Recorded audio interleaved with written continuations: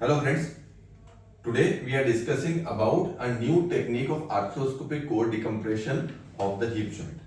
Now avascular necrosis, AVN of the hip is a very common identity which we see nowadays. The incidence has increased a lot after the COVID cases and these patients usually will behave in a very different way. These patients will have pain, they will have pain in internal rotation, difficulty in walking and limp as well. So in early phases, according to the Pickett and Allen classification, stage 1, stage 2A and up to stage 2B, core decompression is the procedure of choice for young patient to relieve the symptoms associated with pain and difficulty in walking. So traditional technique used to be the drill holes which were drilled through the neck and which used to decompress the avascular zone on the anterolateral aspect of the femoral head, and this was done through an open approach. There was an incision here and through the neck multiple drill holes were drilled to decompress the area of necrosis on the head of the femur, and that is usually at the anterolateral aspect of the femur.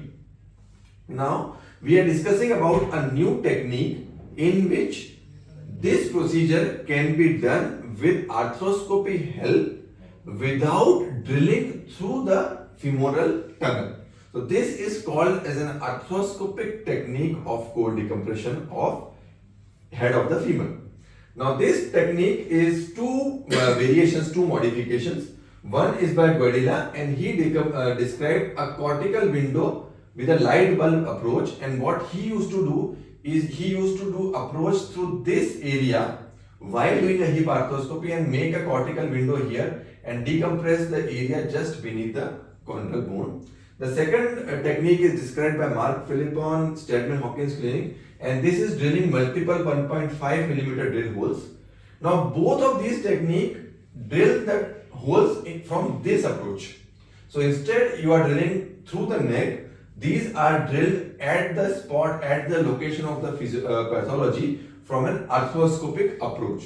Now hip arthroscopy has become a standard of care in cases of FAI and synovial pathologies. And what we do is we make two portals, anterolateral portal here and anterior portal here, and we usually are able to visualize the intra-articular and the peripheral. So the central and peripheral compartments both are examined.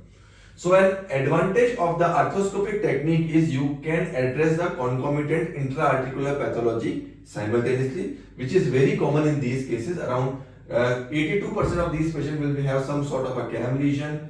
They will have a labral defect in around 85% patients, around 74% patients will have chondral defects. So when the patients are approaching to you with this kind of a hip pathology, you will have also these kind of lesions.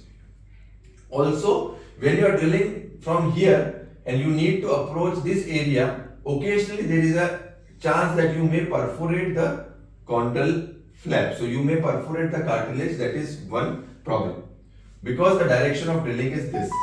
Now as compared in the arthroscopic technique, the direction of drilling is this. So the chance of perforation or penetration of the chondral flap is reduced. So there are two major advantages. One is identifying and treating the intra-articular pathology, and second is the direction of the drill is different. So there is a protection of the chondral layer. Okay.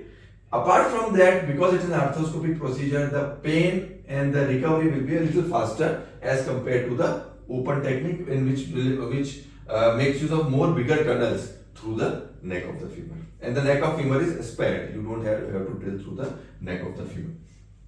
But definitely there are shortcomings. It has got a long learning curve and we don't have any long-term data. So this is a very newer techniques which are developed. But definitely these are prospective techniques and these are the techniques which are going to evolve, because as we all know, when we insert our scope in, we will be able to evaluate whole of the chondral area properly. We will also be evaluate if there is any loss to the chondral cartilage, chondral flaps, along with doing a core decompression, and we will address the area, because when we are seeing it, the area is right over there. So what we need to do is we need to mark the cartilage level along. We need to mark the junction between the cartilage and the neck of the femur, and then we have to approach at that point. Okay, any questions?